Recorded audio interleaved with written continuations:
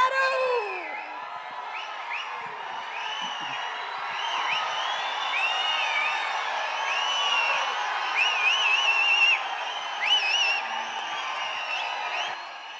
Thank you.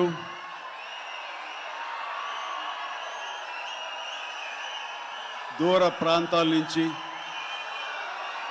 ఇక్కడ ఈ city నుంచి, చుట్టుపక్కల నుంచి, 2 రాష్ట్రాల్లోనే కాకుండా ఇతర రాష్ట్రాల నుంచి కూడా వచ్చేటువంటి ప్రతి ఒక్కరికి, మా మెగా ఫ్యాన్స్ అందరికీ హృదయపూర్వక నమస్కారం.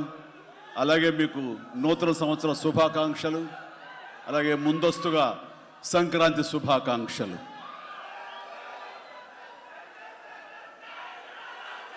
ఇక్కడ నా మిత్రుడు, సోదర సమానుడు, అత్యంత ఆప్తుడు వెంకీ, ఆయనతో చేయటం అన్నది నాకు చాలా ఎక్సైటింగ్ ఉంది. దాని గురించి తర్వాత మాట్లాడతాను. ముందుగా ఏంది వెంకీ సంగతి అంటే అదిరిపోద్ది సంక్రాంతి అని, ఏంది బాసు సంగతి అంటే మనదే కదా సంక్రాంతి అని, ఎరగదిద్దాం సంక్రాంతి అని అంటాం. ఇక్కడ ఈ సందర్భంగా ప్రత్యేకించి మనదే కదా సంక్రాంతి, ఎరగదిద్దాం సంక్రాంతి అనేది కేవలం మన శంకర వరప్రసాద్ గారిదే కాదు. ఈ సంక్రాంతి మొత్తం మన తెలుగు పరిశ్రమది అవ్వాలని మనస్ఫూర్తిగా కోరుకుంటున్నాను. అందరికీ డార్లింగ్, ఇందా మన అనిల్ చెప్పినా, ఎవరు చెప్పినా, ప్రభాస్ రాజా సాబ్ కానీ, అన్నయ్య అంటూ ఆప్యాయంగా పిలిచే నా తమ్ముడు రవితేజ సినిమా కానీ, అలాగే మా ఇంట్లో సరదాగా తిరుగుతూ చిన్నప్పటి నుంచి పెరిగినటువంటి శర్వానంద్, నారి నడుమ మురారి కానీ, నాకు గురువుగా నన్ను భావిస్తూ నా శిష్యుడిగా ఉన్న నవీన్ పోలిశెట్టి, వీళ్ళందరి సినిమాలు కూడాను ఈ సంక్రాంతికి సూపర్ హిట్ అవ్వాలని, తద్వారా వాళ్ళకి విజయం లభించడమే కాదు, తెలుగు సినిమా పరిశ్రమకు, నిర్మాతలకు, బయ్యర్లకి వీళ్ళందరూ కూడా సుభిక్షంగా ఉన్నప్పుడే అదే నిజమైన సంక్రాంతి. ఆ సంక్రాంతి కావాలనే కోరుకుంటున్నాం, జరుగుతుందని ఆశాభావన వ్యక్తం చేస్తారు. అది మీరు ఇచ్చి తీరుతారన్నటువంటి ప్రగాఢ నమ్మకం అయితే నాకు ఉన్నది. ఈ 2026 సంక్రాంతి తెలుగు పరిశ్రమ మర్చిపోకూడదు.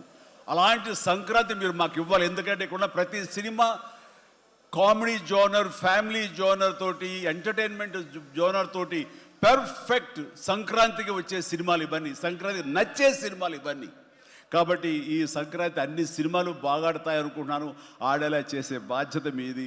దయచేసి అన్న సినిమాల్ని థియేటర్కి వెళ్ళే చూడండి, థియేటర్లోనే ఆస్వాదించండి, అలాగే మీరు ఆశీర్వదించండి కూడాను. ఆల్ రైట్, ఇక అది ఆ పక్కన పెడితే, చాలా కాలం క్రితం మా దర్శకేంద్రుడు రాఘవేంద్ర గారు ఎప్పుడో మాట్లాడుతుండేవారు, బాబాయ్ నీకు అనిల్ రావుపూడి సినిమాలు ఎన్ని చూసావో తెలియదు కానీ అతని కామెడీ టైమింగ్ కానివ్వండి, అతను హుషారు కానివ్వండి, చూస్తుంటే నాకు మళ్ళీ మీతోటి అతను చేయగలిగితే ఆ ఇద్దరి కాంబినేషన్లో వచ్చేటటువంటి సినిమా అసలు వేరే లెవెల్లో ఉంటుంది. ఐ విష్ మీరు త్వరగా చేయాలని, కలవాలని నేను కోరుకుంటున్నాను. అది ఎప్పుడు వస్తుందో ఏటో తెలియదు. ఎన్నో సంవత్సరాల క్రితం అన్నారు, కానీ సరిగ్గా ఈ సంవత్సరం బిగినింగ్లోనే ఆయన చేతుల మీదుగానే క్లాప్ కొట్టి ఈ సినిమా ప్రారంభించారు. అది ఆయన మనసులో మాట, ఇది పెద్ద సూపర్ హిట్ అవ్వాలి అని చెప్పేసి. ఎందుకంటే ఆయన కామెడీ లైక్ చేస్తారు. ఆయన సినిమాల్లో ఘరానా మొగుడు ఎంత విజయం సాధించిందో అలాంటి విజయం సాధించాలి ఈ సినిమా అంటూ ఆయన ఎన్నోసార్లు నాతో చెప్పుకుంటూ వచ్చారు. ఎన్నోసార్లు సెట్కి రావాలని పిలవేయడం కూడా మరి అడిగారు, మనమే పిలవలేదు. ఆయన ఎవరైనా హీరోయిన్లు ఉన్నప్పుడు మాత్రమే వస్తాను, ఏదైనా హుషారుగా వస్తుంది అంటుంటారు ఆయన. అది కుదరలేదు ఎందుకో. బట్ ఏమైనా సరే ఈ సినిమా కథ కుదిరింది అని సంక్రాంతికి వస్తున్నాం తర్వాత అనిల్ రావుపూడి నా దగ్గరకు వచ్చి కథాంశం చెప్పినప్పుడు చాలా బాగుంది, ఫ్యామిలీ టచ్ ఉంది, సెంటిమెంట్ ఉంది, చిన్నపిల్లలతో నాకు అటాచ్మెంట్ ఉంది, చాలా హృదయంగా ఉంది, హార్ట్ టచింగ్ సీన్స్ ఉన్నాయి.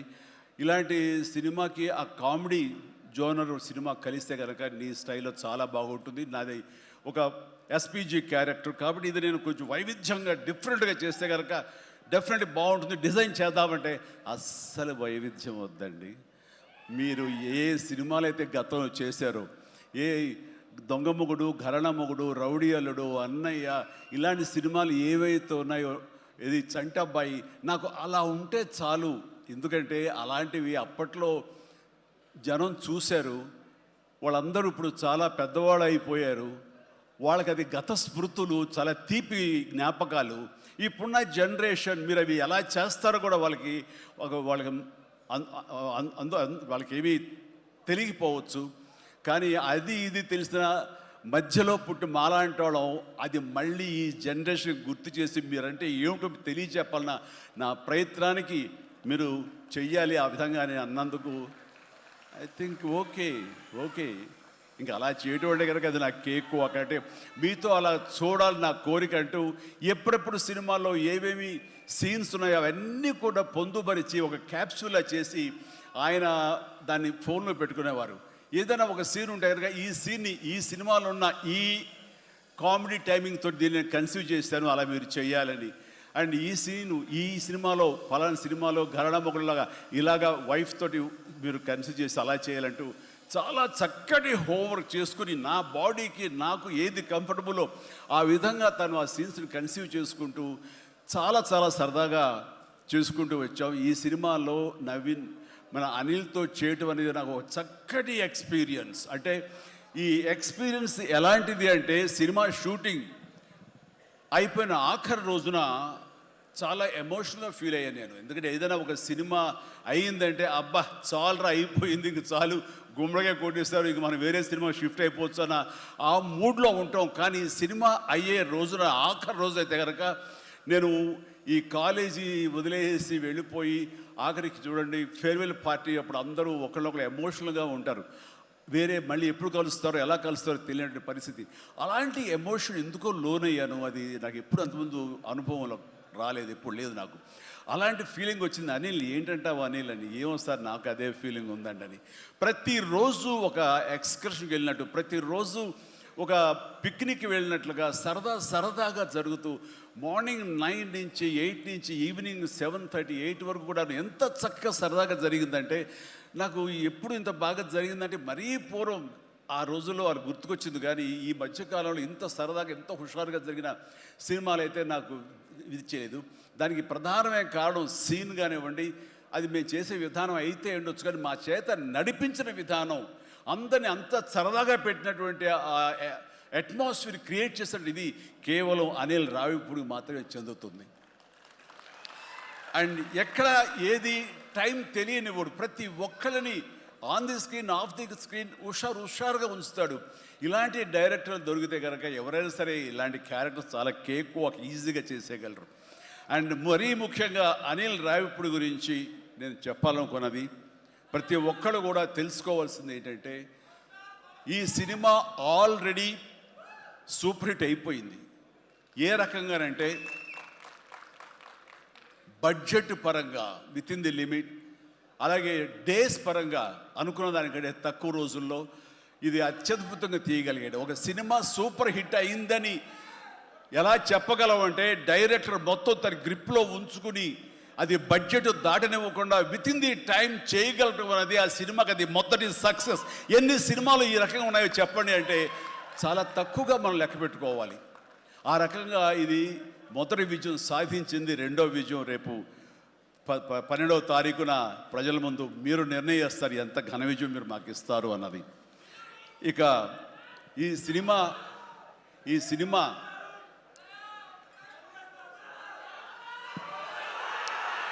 ఓకే, ఇక ఈ సినిమాలో నేను నెక్స్ట్ చెప్పుకోదగిన వ్యక్తి వెంకటేష్, నా బ్రదర్. ఎప్పుడు కలుసుకున్నా సరే చాలా సరదాగా మాట్లాడుకుంటాం. ముఖ్యంగా ఇప్పుడు మీ ముందు తమాషాగా కామెడీగా హుషారుగా మాట్లాడినా సరే అతనితో 1-to-1 కూర్చుంటే చాలా ఫిలసాఫికల్గా ఇన్ డెప్త్, ఇంతటి డెప్త్ వ్యక్తి వెంకటేష్. అందుకైనా ప్రతి ఒక్కరు ఎంత పాజిటివ్ మనిషి, పాజిటివ్ వైబ్స్ ఉంటాయి ఆ మనిషి చుట్టూరు అంటుంటారు. నిజంగా అతనితో టైం తెలియదు మనకి. ఎంతో తన ఏజ్కి మించినటువంటి విషయాలు తెలియజేస్తూ జీవితం యొక్క పరమావధి ఏంటి, జీవితం ఎలా ఉండాలి, ఎంత పీస్ఫుల్గా ఉండాలి చెబుతుంటే కనుక నాకు మోడర్న్ డ్రెస్ వేసుకున్న చిన్న సైజు గురువులాగా అనిపిస్తుంటాడు వెంకటేష్. నిజం. సో అలాగా సినిమా జీవితాన్ని, తన వ్యక్తిగత జీవితాన్ని రెండు బ్యాలెన్స్ చేసుకుంటూ చాలా చక్కగా ముందుకు సాగుతూ ఎంతో ఇన్స్పైర్గా ఉంటుంది వెంకటేష్. ఇక ఈ సినిమాకి వచ్చేసరికి ఎలా కుదిరింది, ఇందాక అనిల్ రావు ఇప్పుడు చెప్పాడు, ఆ హింట్ ఇచ్చింది మీ ఇద్దరం కలిపి చేసేలాగా ఏదైనా ఒక ఎపిసోడ్ క్రియేట్ చేసి అక్కడ వినియోగించుకుందాం, మా ఇద్దరు కాంబినేషన్ సినిమాకు ఉపయోగపడే విధంగా సినిమాలో అంతర్భాగంగా ఉండేలాగా అన్నందుకు అని చెప్పిన విషయం. ఎలాగా ఇదేంటంటే ఒక ఐదేళ్ల క్రితం అనుకుంటా మీ ఇద్దరం అమెరికా వెళ్ళాం, లాస్ ఏంజల్స్ వెళ్ళినప్పుడు అక్కడ మిత్రుడి ఇంట్లో కూర్చున్నప్పుడు అంత ఎదురు బదురు కూర్చొని పిచ్చాపాటి మాట్లాడుకుంటుండగా వాళ్ళు ఎవరు అబ్బా మీ ఇద్దరు చూస్తుంటే చాలా బాగుందండి, ఒక స్టిల్ తీసుకుంటామంటూ వాళ్ళు స్టిల్ దిగిపోతుంటే అక్కడ తీయదు చిరంజీవి కూర్చుంటారు, నేను నిలబడతాను అని చెప్పేసాడు. అదేంటి వెంకీ అలా కాదు, నేను నిలబడతాను అన్నాను. లేదు ఇది నా మైండ్ లోపల ఎప్పటి నుంచో మీరు అట్లా బాస్లో కూర్చుంటే కనుక కాలు మీద కాలు వేసుకుని నేను వెనకాల నిలబడి ఉంటాను. ఇది ఒక మంచి స్టోరీకి స్టిల్ లీడ్ అవ్వాలి అంటే మన హాలీవుడ్ గాడ్ ఫాదర్ చూసారా, మెర్లిన్ బ్రాండో అండ్ ఆల్ పచినో అలాంటి క్యారెక్టరైజేషన్స్. వెంకీ నువ్వు వెళ్ళి వాడు నరుకురా అంటే నువ్వు వెళ్ళి మ్యాసకర్ నరికి వచ్చేస్తారు అంటే తనకి ఎప్పటి నుంచి ఉందో అలాంటి జోనర్ సినిమా చేయాలి, మా ఇద్దరు కాంబినేషన్ చేయాలన్న కోరిక ఉందో ఆయన వ్యక్తపరిచేసరికి నేను చాలా ముచ్చటపడిపోయాను. అదేవిధంగా స్టిల్స్ కూడా మీరు దిగాము, అది ఎవరు లీక్ చేస్తారో నేనైతే లీక్ చేయలేదు, అది బయటకు వెళ్ళిపోయింది ఆ స్టిల్స్. అండ్ అలాగా అది నా మైండ్లో పడేసరికి అప్పటి నుంచి ఈ అవకాశం ఈ సినిమాలో వస్తుంది. ఆల్రెడీ వెంకీతోటి తన మంచి సినిమా ఇచ్చాడు అనిల్ రావుపూడి, తను మాత్రమే ఇద్దరిని జస్టిఫై చేయగలడు, ఇద్దరికి న్యాయం చేయగలడు అనే ఉద్దేశంతో నేను తనకి హింట్ ఇచ్చినందుకు దాన్ని అత్యద్భుతంగా డిజైన్ చేశాడు. ఎలాగంటే ఇద్దరు మామ దీంట్లో చెప్పలేవే లీక్ చేస్తాను భయంగా ఉంది, ఎందుకంటే ఇలా వదిలేస్తే మొత్తం స్టోరీ అంతా డైలాగ్ చెప్తాను నేను, అది బాగుండదు, మీకు అక్కడ థియేటర్లో చూసి ఎంజాయ్ చేయండి, అంత బాగుంది. అయితే వెంకితోటి నేను సినిమా షూటింగ్ చేస్తాను లేదు, ప్రతిరోజు ఇద్దరు పిచ్చిగా చేసావు, ఎంత ఎంజాయ్ చేసావంటే మీకు వీళ్ళు సినిమా యాక్టింగ్ చేసేట్టు ఉండదు, ఇద్దరు కలిపి అల్లరి కుర్రవాళ్ళలాగా ఆ సెట్లో చేసావు, అదే క్యాప్చర్ చేశాడు, అది బాగా పండుతుంది. రేపు మీరు కూడా థియేటర్స్లో దాన్ని మీరు ఆస్వాదిస్తారు, డెఫినెట్గా ఎంజాయ్ చేస్తారు. అండ్ డెఫినెట్లీ లాస్ట్ ఫేజ్ వచ్చేసరికి సినిమా ఎక్కడికో లేచిపోతుందంటలో ఎలాంటి సందేహం లేదు.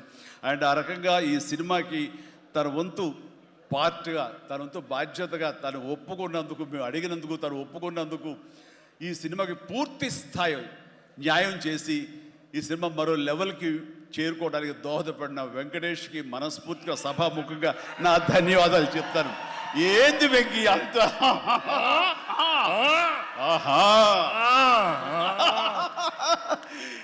ఇదే సరదా.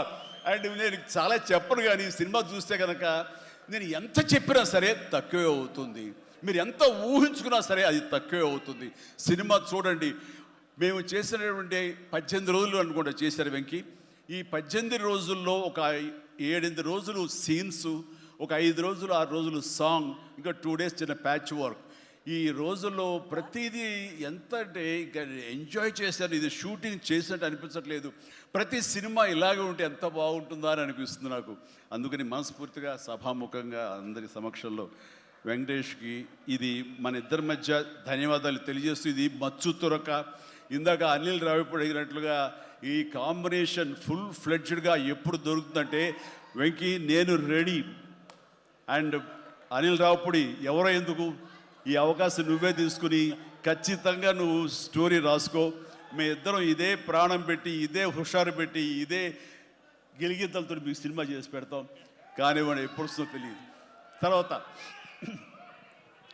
అలాగే నయనతార ఈ సినిమాలో ఏం చేశాడో, ఎలా ఒప్పించాడో కానీ మన అనిల్ రావిపూడి అంతకుముందు 2 సినిమాలు చేశాను, తెలుగు గాడ్ ఫాదర్ కానివ్వండి, లేకపోతే సైరా కానివ్వండి.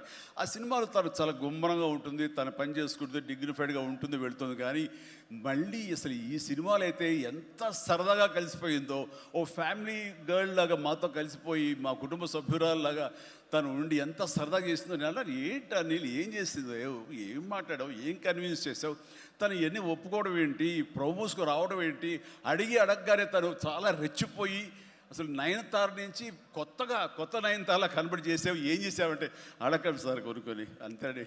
అంటే నా ఉద్దేశం అటు ఇటు తిరిగేదిలా. ఏం చేశాడో తెలియదు, కానీ డెఫినెట్లీ ఆ అమ్మాయి అంత ఇష్టపడుతుంది. అండ్ నయనతారని అంత ఇదిగా గుడ్ హ్యూమర్లో పెడతాడు, సరదా కబుర్లు చెప్తాడు. అండ్ తను పని చేసుకుని సీరియస్గా ఉండే మనిషి కాదు కాబట్టి వాళ్ళు కూడా అంత ఇదిగా లైక్ చేస్తారు. కాబట్టి తను ఏది అడిగినా వెంటనే ఎలాంటి ఇన్హిబిషన్ లేకుండా వాళ్ళు ఒప్పుకుంటారు. అదే జరిగింది, అంత గుడ్ హ్యూమర్లో పెట్టాడు కాబట్టి ఈ సినిమాకి ఆ అమ్మాయి యాడెడ్ అట్రాక్షన్ అయ్యింది. నయనతార ఇందులో కనిపించిన తీరు కానీ, తను చేసిన విధానం కానీ, ఆ సోఫిస్టికేషన్ యాక్టింగ్ కానీ, భారీగా తను నటించి మెప్పించింది. కానీ వావ్ బాగుంది. అంటే ఆ అమ్మాయే లేకపోయి ఉంటే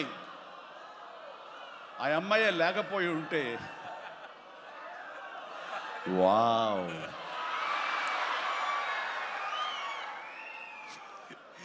ఇది కూడా క్యాప్చర్ చేస్తాడు. ఈ వావ్ ఎక్కడొస్తో మీకు సినిమా చూస్తే తెలుస్తుంది. లీక్ చేసేసాను. All right. సో ఆ అమ్మాయి నయనతారతోటి అంత బాగా చేయించాడు. మీ పక్కన మీకు ఎదురు నిలబడి మిమ్మల్ని ఎదుర్కొని ఎవరైనా ఒకళ్ళు నిలబడాలంటే ఎంత అనుకుంటున్నా, ఎంత ఫ్రెష్గా ఉండాలనుకుంటున్నా, వేరే వాళ్ళు ఉండాలనుకుంటున్నా అసలు నాకు తొయ్యట్లేదు, నాకు తట్టట్లేదు, కన్విన్స్ కాలేకపోతాను. ఖచ్చితంగా నయనతార ఉండి తీరాల్సిందేనండి, ఎంతైనా సరే ఎలాగైనా సరే అన్నాడు. ఆ అమ్మాయిని తీసుకొచ్చారు, ఒప్పించారు. ఆ అమ్మాయి కూడా అంతా కోఆపరేట్ చేసింది. అండ్ నయనతార ఇవాళ రాలేని పరిస్థితిలో ఉంది. కాబట్టి thank you Nayanthara, thank you so much. ఇక ఈ సినిమాలో సచిన్ కేల్కర్ క్యారెక్టర్ యాక్టర్గా, అండ్ నాతో పాటు నా టీంలో చేసినటువంటి హర్షవర్ధన్, అలాగే అభినవ్, ఇతర నటీనటులు, అండ్ క్యాథరిన్ కూడా మా టీంలో ఒక పార్ట్ లాగా ఉండి తను చేసి చాలా ఒక నిండుదనం, గ్లామర్ తీసుకొచ్చింది. ఆ అమ్మాయి కూడా అందరికీ, ప్రతి ఒక్కరికి నా ముందస్తు శుభాకాంక్షలు తెలియజేస్తాను, అభినందనలు. ఇక ఈ సినిమాలో ప్రత్యేకంగా నేను చెప్పాల్సిన టెక్నీషియన్స్గా వస్తే, భీమ్స్ అత్యద్భుతమైన మ్యూజిక్ ఇచ్చాడు, వెరీ ఆర్గానిక్ మ్యూజిక్. కేవలం డ్రమ్స్ తోటో, కీబోర్డులతోటో, వాటితోటో దడదడలాడించకుండా చాలా శ్రావ్యంగా లిరిక్స్ మాత్రం వినిపించేలాగా ఒకనాటి విజయ సంస్థ వారి సినిమాలు ఉండేవి. అంతా హాయిగా, హృద్యంగా, ఒక గోదావరి పడవ ప్రయాణంలాగా ఉండేలాగా ఇచ్చాడు. అందుకని మీసాల పిల్లలో ఎలాంటి హడావుడి, ఎలాంటి మ్యూజిక్ గోళ ఏమి ఉండదు. కానీ ఆ ఇచ్చినటువంటి ఆ మ్యూజిక్, ఆ పాటకి లిరిక్స్ అర్థమయ్యేలాగా వినిపించి అందరూ చాలా ఆ శ్రావ్యాన్ని అందరూ ఆస్వాదించారు. కాబట్టి అది అంత పెద్ద మిలియన్స్ని, మోర్ దెన్ 100 మిలియన్స్ దాటి హిట్ ఇచ్చింది. అలాగే తర్వాత వచ్చిన సాంగ్ కానీ, ఇలా సాంగ్స్లో లిరిక్స్కి ఇచ్చే ఇంపార్టెన్స్ కానీ, ఆ ట్యూన్స్ కానివ్వండి, అన్నీ ఇస్తూ ఇంతవరకు నేను ఎప్పుడు చెయ్యనిది, ఇంతవరకు ఆ స్టైల్కి నేను పోనిది ఏదైనా ఉందంటే కానీ ర్యాప్ సాంగ్, ఇందాక చూసిన సాంగ్ హుక్ స్టెప్ దాన్ని కంపోజ్ చేసినప్పుడు నాకు అనిపించింది, ఇది కొత్తగా అనిపించింది, చాలా బాగుందని. అండ్ ఇప్పుడున్నటువంటి ఈ థియేటర్ పల్స్ చూస్తుంటే ఈ సినిమా, ఆ సాంగ్ మాత్రం ఐ థింక్ టోటల్గా హైలైట్ అయిపోతే రేపు థియేటర్లో అనుకుంటున్నాను. అది వెరీ గుడ్. ఎందుకంటే ఆ సాంగ్ విన్న తర్వాత, ఆ సాంగ్ వింటుండగా ఎదురుగా ఉన్న వెంకటేష్ ఆపుకోలేక డ్యాన్స్ చేశారంటే అదే చాలు. ఇక ప్రతి ఒక్కడు అదే స్ఫూర్తితోటి ప్రతి ఈ సినిమాని, ఈ సాంగ్ని ఆస్వాదిస్తారు. అలాగా సాంగ్స్గా అన్నీ అత్యద్భుతంగా ఇచ్చినటువంటి మన భీమ్స్కి ప్రత్యేకించి, ఆ తర్వాత ప్రతి ఒక్కరు చిరంజీవిని ఇంత గ్లామర్గా ఉన్నాడు, చిరంజీవిని ఇంత ట్రిమ్గా ఉన్నాడు, ఇంత ఇదిగా ఉన్నాడు, ఎలా తగ్గాడు. నా వ్యక్తిగతంగా నేను చేసిన ప్రయత్నాలు పక్కన పెడితే తెర మీద అంత బాగా కనపడడానికి ప్రత్యేకించి మా డిఓపి, మా కెమెరామెన్ మన సమీర్ రెడ్డి చాలా చాలా బాగా చేశాడు. అండ్ సమీర్ రెడ్డితో వచ్చిన ఒక్క చిన్న గొడవ ఏంటంటేనండి, ఒక నిమిషం గ్యాప్ ఇవ్వడు, కూర్చుని కాఫీ తాగుతాం కదా అని ఇచ్చేలాగా మళ్ళీ షార్ట్ రెడీ అంటాడు. ఇక అతనితోటి బహుశా అలా గనక అందరూ ఉండగలిగితే సినిమాలు 100 రోజులు దాటకుండానే ఫినిష్ చేయొచ్చు. అంతటి ఫాస్టెస్ట్ కెమెరామెన్ మా శరత్. అతను ఉన్నాడు కాబట్టి ఈ సినిమా 80-85 రోజుల్లో ఫినిష్ అయ్యింది. కాబట్టి ఆ credit goes to Sameer Reddy. ఇంత ఫాస్ట్గా అయినందుకు, విత్ ఇన్ ద బడ్జెట్ అయినందుకు, ఖర్చు కూడా చాలా తక్కువ. ఇలాంటి కెమెరామెన్ను మిగతా అందరూ అలా ఉండగలిగితే కనుక చాలామంది ప్రొడ్యూసర్స్కి ఖర్చు తగ్గుతుంది. అండ్ అట్లాగే ఇక సమీర్, థ్యాంక్ యూ సమీర్. అందరూ బయట పొగుడుతుంటే కనుక నేను మనసులో నిన్ను పొగుడుకున్నాను. కాబట్టి థ్యాంక్ యూ సో మచ్ ఇంత గ్లామర్గా చూపించినందుకు. ఇక ప్రకాష్, మా ప్రొడక్షన్ డిజైనర్ ప్రకాష్ చాలా చక్కగా చూపించాడు. అండ్ తమ్మిరాజు గారు, అలాగే వీళ్ళన్నీ ఒక పక్కన ఉంటే కనుక అహర్నిశలు అంటే డే 1 నుంచి ఈవెల్ట్ వరకు కూడాను మన అనిల్ రావుపూడి స్టోరీ టీమ్, సాయి, నారాయణ, ఇంకా రాజేష్, ఇలాగ వీళ్ళందరూ ఉన్నారు. వాళ్ళ పేరు పేరున నేను వాళ్ళు పడ్డ కష్టాన్ని కానీ, వాళ్ళు తీసుకున్న శ్రద్ధాశక్తులు కానీ హృదయపూర్వక నాకు సంతోషాన్ని, అభినందనని, ధన్యవాదాలను తెలియజేస్తాను. వాళ్ళు అంత ఇదిగా ఉన్నారు. ఇక్కడ అనిల్ రావుపూడి గురించి ఇంకొక విషయం నేను చెప్పాలండి. ఏంటంటే అందరం సినిమా తీస్తూ ప్రేమించాలి. సినిమాని ప్రేమిస్తేనే మన యొక్క ఎఫర్ట్స్ తోటే సినిమాని ఆద్యంతో చాలా అద్భుతంగా తీయగలం మనం. అయితే సినిమా తీస్తున్నంతసేపు ఎంత ప్రేమిస్తాడో, ఎంత ఇష్టపడతాడో, ఎంత ఎంజాయ్ చేస్తాడో, అంత బాగా మన నుంచి యాక్టింగ్ రాబడతాడో, అంతకంత సినిమా పూర్తయిన తర్వాత కేవలం దానికి బాగుందా లేదా అని మళ్ళీ ఒకసారి తనుగా సమీక్షించుకున్నప్పుడు ప్రతిపక్ష నేత అయిపోతాడు. ఎదురెళ్ళిపోయి ఈ సినిమా ఎందుకు చూడాలి, ఈ సీన్ ఎందుకు వాళ్ళు ఎంజాయ్ చేయాలి, ఈ సీన్ ఎందుకు ఇంత లెంగ్త్ అవసరమా అనే దాని మీద దాన్ని ఏమాత్రం ప్రేమించకుండా చాలా కఠినంగా ఎక్కడ లెంగ్త్లు ఎక్కువైనా సరే అన్నీ కూడా తీసేసి దాన్ని క్రిస్ప్ చేయడానికి కానీ, ఆ సినిమా ఎంతవరకు అలరిస్తుందో అలరించేందుకు కానీ అన్ని రకాల ప్రయత్నాలు చేస్తాను. నాకు నచ్చింది అది. ఎందుకంటే నిన్న మొన్న వచ్చి ఒక మెయిన్ ఎపిసోడ్ ఏదో లేపేసావు, లేదు లేపేసావు అని అడిగాను. లేదు, అది కథకి అడ్డొస్తుంది, స్టోరీ నెరేషన్కి అది అడ్డుపడుతుంది కాబట్టి తీసేసారన్నాడు. అలా తీయాలంటే గట్స్ కావాలి. ఎంతో కొంత అన్ని రోజులు ఎఫర్ట్ చేసాము, అది అవసరమా, అది వాళ్ళు తీసేసి ఏమనుకుంటా ఎలాంటి ఇది లేకుండా ఖచ్చితంగా నిష్కర్షగా దాన్ని తీసి అవతల పడేసాడు. దానివల్ల సినిమా పేస్ పెరిగిపోతుంది, సినిమా పరిగెడుతుంది, అండ్ ఎక్కడ ఆగట్లేదు, ఆలోచింప చేసుకునే విధంగా ఉండదు, ఎంజాయ్ చేయడం తప్ప. ఆ రకంగా సినిమాని ఎంత ప్రేమించి చేస్తామో ఆ తర్వాత అది ఫైనల్ వెర్షన్ బిఫోర్ ఆడియన్స్ దగ్గర వెళ్ళేటప్పుడు మనమే దాన్ని క్రిటిసైజ్ లాగా, క్రిటిక్ లాగా దాన్ని మనమే ప్రతిపక్ష హోదాలో ఉండి దాన్ని అన్ని రకాలుగా ట్రిమ్ చేసుకోగలిగితే అన్ని సినిమాలు చాలా బాగుంటాయని అనుకుంటున్నాను. అండ్ ఈ సందర్భంగా ఇక ఏమి లేదు, last but not least producers Sahu Garapati చిన్నవాడైనా సరే చాలా గుంభనంగా ఉంటాడు. ఎంతసేపటికి ఆ వర్క్ మీద తన ఇన్పుట్స్ ఏమి ఇవ్వాలనే దాని మీద ఆ ప్రయత్నాలు చేసుకుంటూ చాలా క్వైట్గా ఉంటాడు. ఎక్కడ కూడా ఏ రోజు కూడా ఏంటిది, ఇది జాప్యం ఏంటి, లేట్ ఏంటి అనేది ఏమి లేకుండా అంత కంఫర్టబుల్గా మా అందరికీ ఏర్పాటు చేశారు. దానికి ఆయన ఎఫర్ట్స్ కానీ ఆయనకున్న ఆ లిటిల్ ఎక్స్పీరియన్స్లో తనకు ఉన్నదానికి దీనికి మనస్ఫూర్తిగా సాహు ప్రత్యేకించి నా హృదయపూర్వక ధన్యవాదాలు. మంచి ప్రొడ్యూసర్ని నాకు అందించినందుకు మీకు నా ధన్యవాదాలు తెలియజేస్తాను. అండ్ అలాగే ఇంకా నా బిడ్డ సుష్మిత,